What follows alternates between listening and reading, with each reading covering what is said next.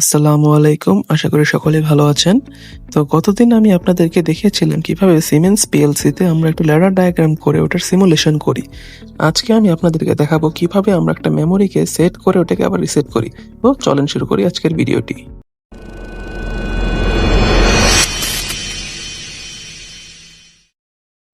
তো শুরুতেই আমরা প্রোগ্রাম করার আগে আমরা একটা ট্যাগ লিস্ট ক্রিয়েট করে নেব, যাতে আমাদের প্রোগ্রামের মাঝেও কোনো ট্যাগ না করা লাগে। আমরা জাস্ট এই ট্যাগগুলোকে ড্র্যাগ অ্যান্ড ড্রপ করে আমাদের প্রোগ্রামে বসিয়ে দেব। তো এর জন্য আমরা চলে যাব শো অল ট্যাগসে, যা পিএলসি ট্যাগসের মধ্যে আছে। তো এখানে গিয়ে আমরা আমাদের যত দরকারি ট্যাগগুলো আছে, যেমন স্টার্ট, স্টপ, মেমোরি, এই সবগুলো ট্যাগ করে নেব। তো যেহেতু আমরা এটা সিমুলেশন করব, তাই আমরা এখানে কোনো ফিজিক্যাল অ্যাড্রেস রাখবো না, আমরা মেমোরি অ্যাড্রেস রাখবো। তাই M0.0 দিয়ে শুরু করলাম। তো স্টপ নিলাম, স্টার্ট নিলাম, এবার একটা সিস্টেম মেমোরি নেই। তো আমি আজকে আপনাদেরকে দেখাবো একটা কনভেয়ার বেল্টের অ্যালাইনমেন্টে যদি এরর হয় তখন আমাদের কিভাবে একটা ফল্ট মেমোরি অ্যাক্টিভ হয়। তো এই জন্য আমরা একটা কনভেয়ার সিস্টেম নিয়ে নিলাম। তো কনভেয়ার সিস্টেম নেওয়ার পরে আমরা নিব একটা লিমিট সুইচ। যে লিমিট সুইচটা আমাদের কোনো কনভেয়ারে যদি আমাদের অ্যালাইনমেন্ট এরর হয়, এই লিমিট সুইচটা ট্রিগার করেই আমাদের ফল্ট মেমোরিকে অ্যাক্টিভ করবে।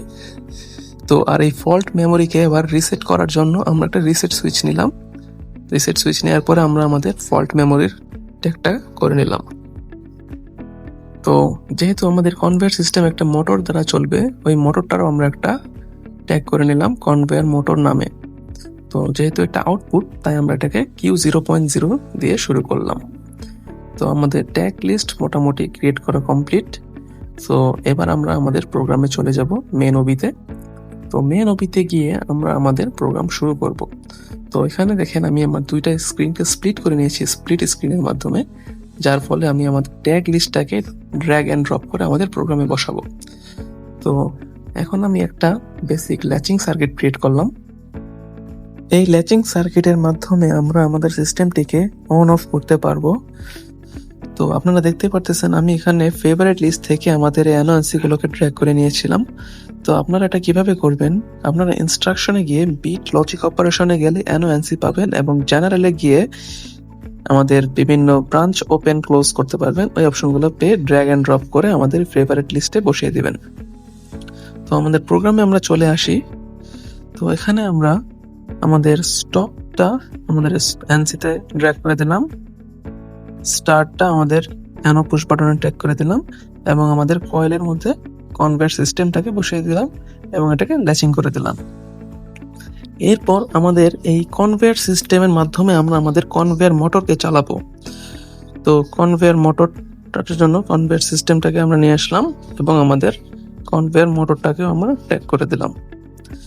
তো যেহেতু আমরা বলেছিলাম যে যখন আমাদের কনভেয়ার সিস্টেমে কোনো অ্যালাইনমেন্ট এরর হবে তখন আমাদের একটা ফল্ট মেমোরি ট্রিগার করবে। তো এই জন্য আমরা একটা লিমিট সুইচ নিয়ে এসেছি আর আমাদের একটা ফল্ট মেমোরি নিয়ে আসবো। তো এই ফল্ট মেমোরিটাই আমাদের লিমিট সুইচের মাধ্যমে সেট হয়ে থাকবে এবং রিসেট সুইচ দিয়ে আমরা এটাকে রিসেট করে নেব। তো এখন যদি আমরা লিমিট সুইচটাকে ট্যাগ করলাম, লিমিট সুইচটাকে ট্যাগ করে আমাদের ফল্ট মেমোরিটাকে আমরা ডাবল ক্লিক করে সেট করে দিয়েছি। ডাবল ক্লিক করে এস অপশন পাবেন, ওখানে গিয়ে সেট পাবেন। আবার ডাবল ক্লিক করে যখন আর অপশন দেখবেন ওটা দিয়ে বুঝবেন এটা রিসেট। যদি আবার দেখায় আপনাদেরকে, ডাবল ক্লিক করলাম, এখানে আর মানে রিসেট বোঝাচ্ছে। তো এখানে আমি আমার একটা রিসেট পুশ বাটন ট্যাগ করে দিয়েছি। তো আমাদের প্রোগ্রাম মোটামুটি কমপ্লিট।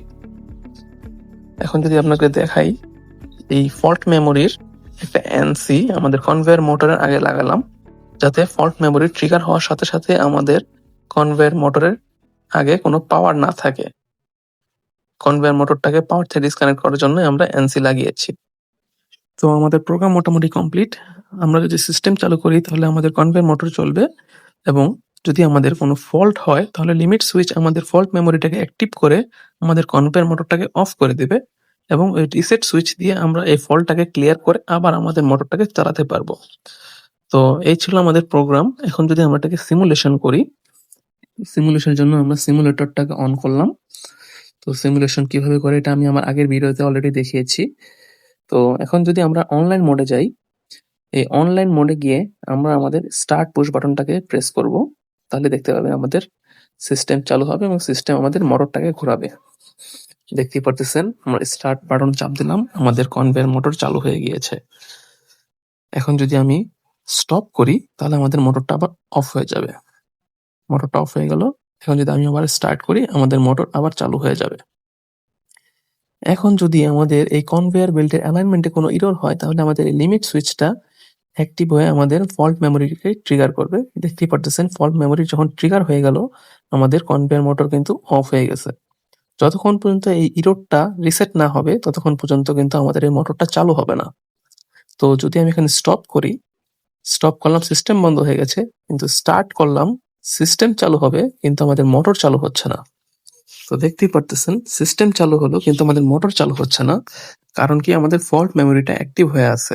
এখন যদি আমি রিসেট করি তো রিসেট করার সাথে সাথেই আমাদের মোটরটা চালু হয়ে যাবে। দেখতেই পারতেছেন আমি রিসেট করলাম ফল্টটা, আমাদের কনভেয়ার মোটর চালু হয়ে গেছে।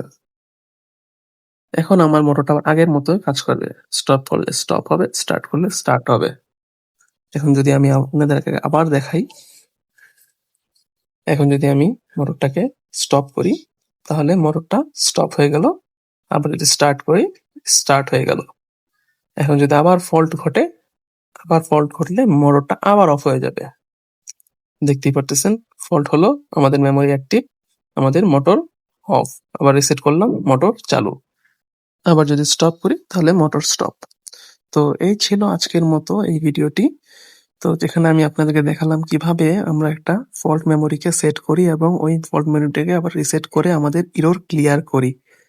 তো আজকের মতো এটুকুই। সকলে আমার পাশে থাকার জন্য ধন্যবাদ।